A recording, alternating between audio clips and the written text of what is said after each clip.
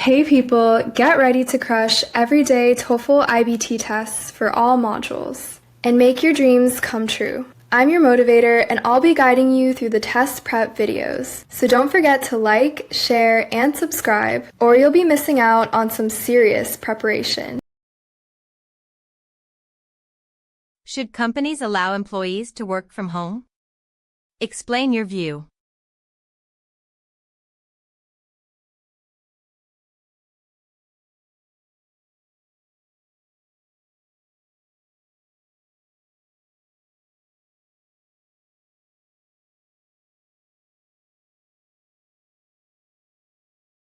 Begin speaking now. I think companies should allow employees to work from home. Working from home is good because people can save time. They don't need to go to office every day. This is very convenient for them. Also, people can work in their house and they feel more comfortable. When people are comfortable, they can do good work. I know some people who work from home and they are very happy. Companies can also save money because they don't need big office. So I think work from home is a good idea for both companies and workers.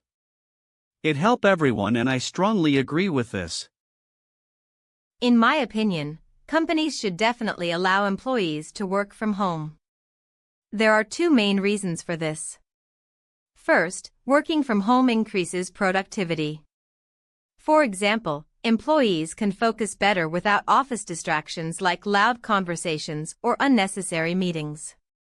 They can also organize their own schedule to work during their most productive hours. Second, it improves work-life balance significantly. Employees who work remotely can spend more time with their families and reduce commuting stress. This makes them more satisfied with their jobs overall. In my experience, my father works from home twice a week and always says he accomplishes more on those days. For these reasons, I strongly believe companies should offer this flexible option to their employees. Companies should unquestionably permit remote work arrangements, as this policy yields substantial benefits for both employers and employees alike.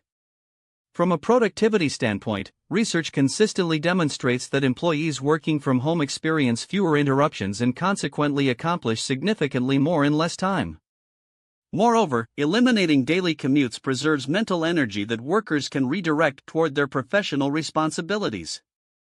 From an economic perspective, companies can considerably reduce overhead costs associated with maintaining large physical office spaces, freeing those resources for employee development or innovation. Furthermore, remote work dramatically expands the available talent pool, enabling organizations to recruit highly qualified individuals regardless of geographic constraints. While some may argue that in-person collaboration suffers, modern communication technologies effectively bridge this gap. Therefore, implementing flexible remote work policies represents a strategically sound and forward-thinking decision for any competitive organization. Westfield University announcement. Beginning in the fall semester of 2026, all undergraduate students will be required to complete 40 hours of approved community service before graduation. This new requirement is designed to foster civic engagement and help students develop practical skills outside the classroom. Students may fulfill this requirement through partnerships with local nonprofit organizations, environmental initiatives, or university-sponsored service events. All documentation must be submitted to the Office of Student Affairs by the end of each academic year. The university believes this program will enhance students' personal growth and strengthen meaningful connections between the campus community and the surrounding region. Two students, Maya and Daniel, discuss the university's announcement on campus. Maya strongly opposes the new policy and explains her reasons to Daniel, who listens and occasionally asks follow-up questions. Mia strongly disagrees with the mandatory community service requirement. She argues that students are already overwhelmed managing coursework, part-time jobs, and extracurricular commitments, so adding 40 hours of required service will increase stress and hurt academic performance. She also contends that forcing students to volunteer undermines the spirit of genuine service, since students will participate out of obligation rather than authentic motivation, making their contributions less meaningful to the community organizations they serve. The student expresses an opinion about the university's announcement. State her opinion and explain the reasons she gives for holding that opinion.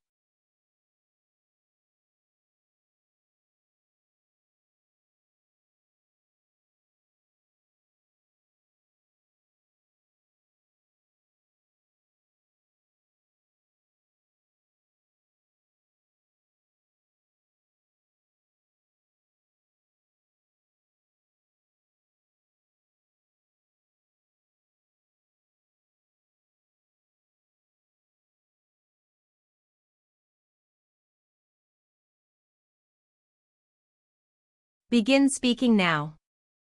The student doesn't like the new community service requirement. She thinks it is not a good idea.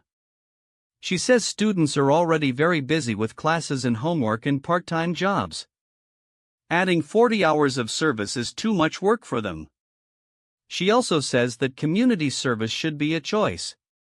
When people are forced to do something, they don't really want to do it. So the service is not really helpful.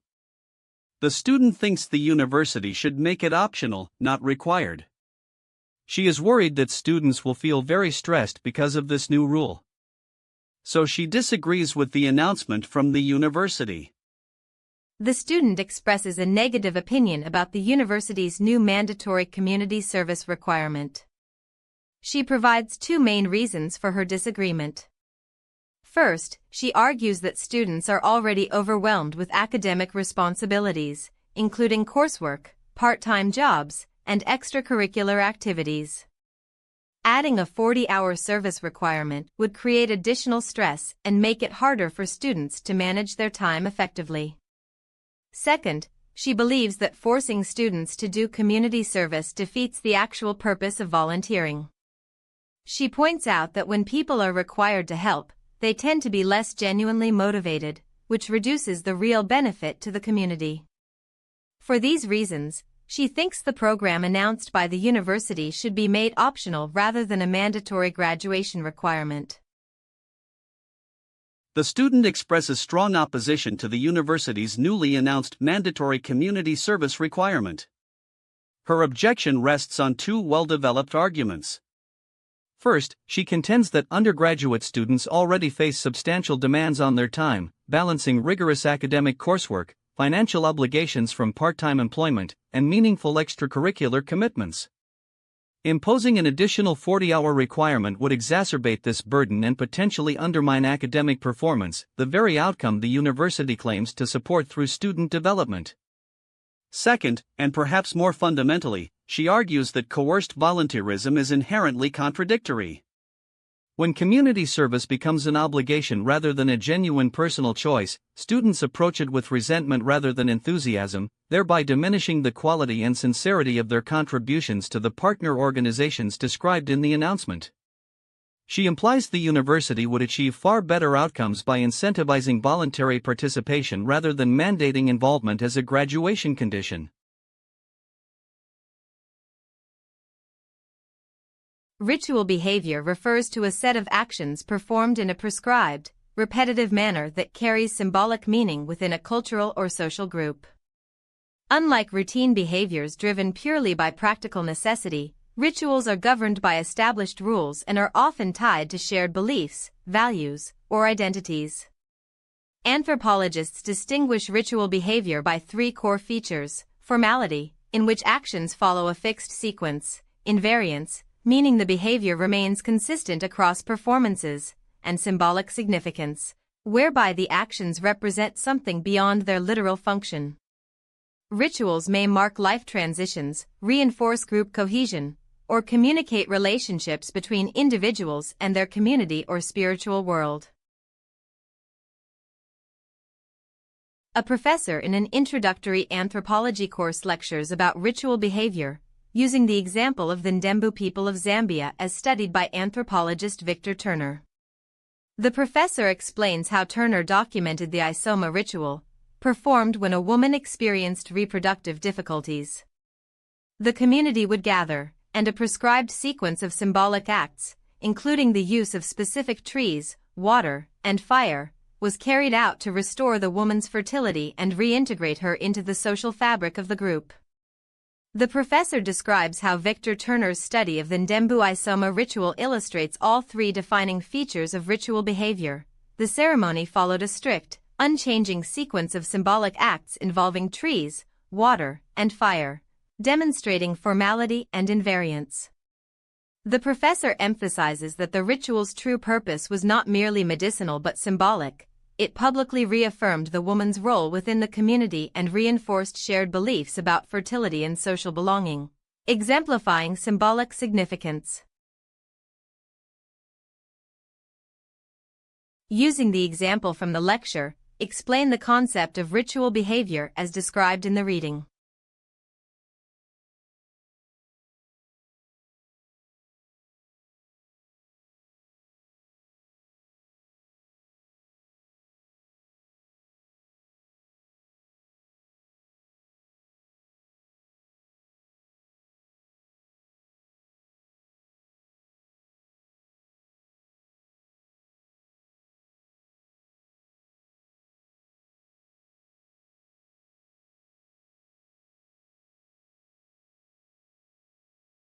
Begin speaking now.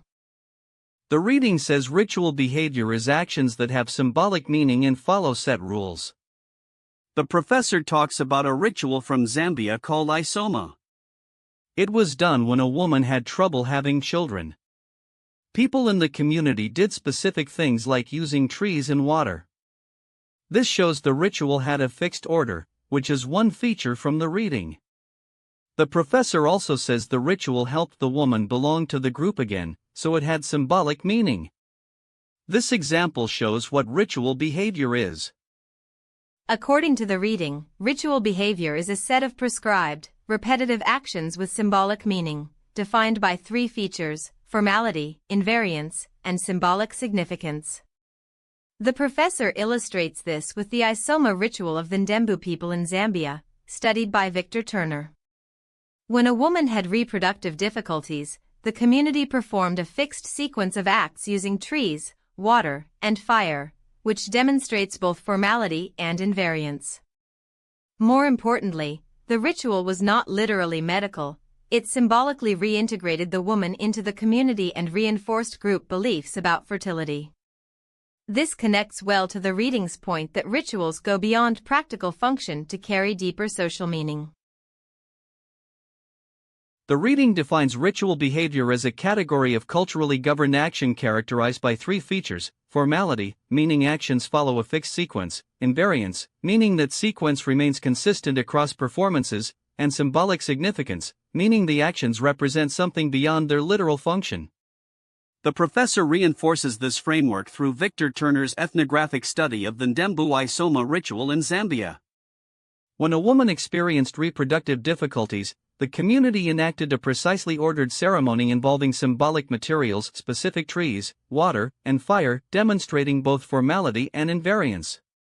Crucially, the professor emphasizes that the ritual's purpose was not biomedical but symbolic. It publicly reaffirmed the woman's identity and reintegrated her into the social fabric of the group, embodying the reading's claim that rituals communicate relationships between individuals and their community. Together, the reading and lecture show that ritual behavior is fundamentally a social and symbolic act, not merely a practical one.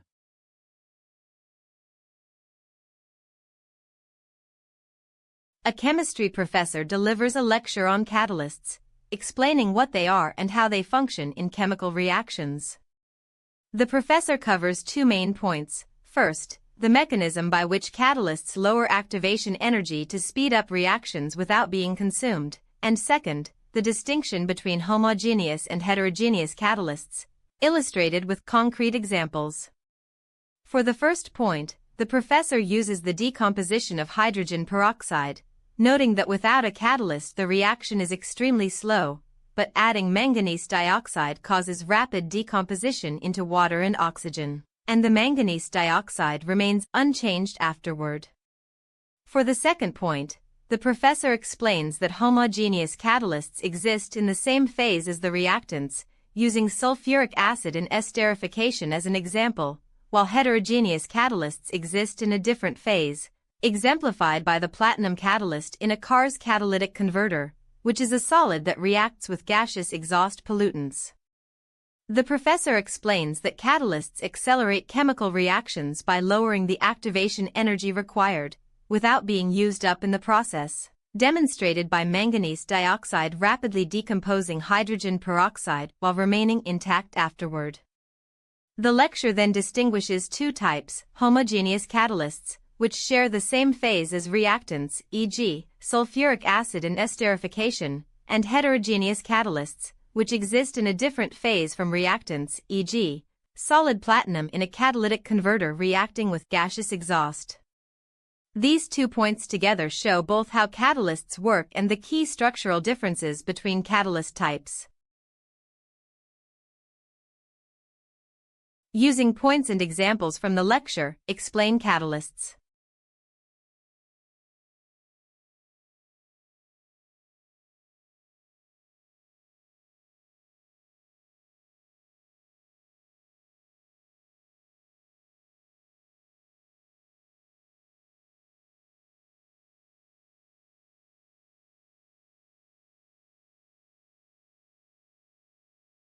Begin speaking now. The professor explains what catalysts are. Catalysts help chemical reactions go faster. The professor uses hydrogen peroxide as an example. When you add manganese dioxide, the reaction happens faster and makes water and oxygen. The manganese dioxide does not get used up, which is important. The professor also talks about two types of catalysts. One type is when the catalyst is in the same phase as the reactants, and another type is when it is different. A car's catalytic converter is one example. So catalysts are helpful in chemistry because they speed up reactions. According to the lecture, catalysts are substances that speed up chemical reactions by lowering the activation energy needed for the reaction to occur, and importantly, they are not consumed in the process. The professor demonstrates this with hydrogen peroxide. Normally it decomposes very slowly, but when manganese dioxide is added as a catalyst, it breaks down rapidly into water and oxygen, and the manganese dioxide remains unchanged. The professor also distinguishes two types of catalysts. Homogeneous catalysts are in the same phase as the reactants, like sulfuric acid used in esterification. Heterogeneous catalysts are in a different phase, like solid platinum in a catalytic converter, which reacts with gaseous car exhaust to reduce pollution. These examples clearly show both how catalysts work and the two main categories. The professor's lecture covers two interconnected points about catalysts. First, the professor defines catalysts as substances that accelerate chemical reactions by providing an alternative reaction pathway with a lower activation energy threshold, critically, without being consumed or permanently altered in the process. This is illustrated by the decomposition of hydrogen peroxide. Under normal conditions, the reaction proceeds extremely slowly, but the addition of manganese dioxide as a catalyst causes rapid decomposition into water and oxygen, after which the manganese dioxide is recovered intact. This example powerfully demonstrates the defining characteristic that catalysts facilitate reactions without themselves being used up. Second, the professor distinguishes between two structural categories. Homogeneous catalysts exist in the same physical phase as the reactants. The professor cites sulfuric acid in esterification, where both acid and organic reactants are in liquid phase. Heterogeneous catalysts, by contrast, exist in a different phase from the reactants. Platinum in an automotive catalytic converter is solid while the exhaust gases it transforms are gaseous. Together, these points explain not only the universal mechanism of catalysis lowering activation energy, but also how catalysts are classified based on their physical relationship to the reactants they facilitate. Hey people, how was your test? Don't forget to like, share, and subscribe, or you'll be missing out on some serious fun. See you tomorrow!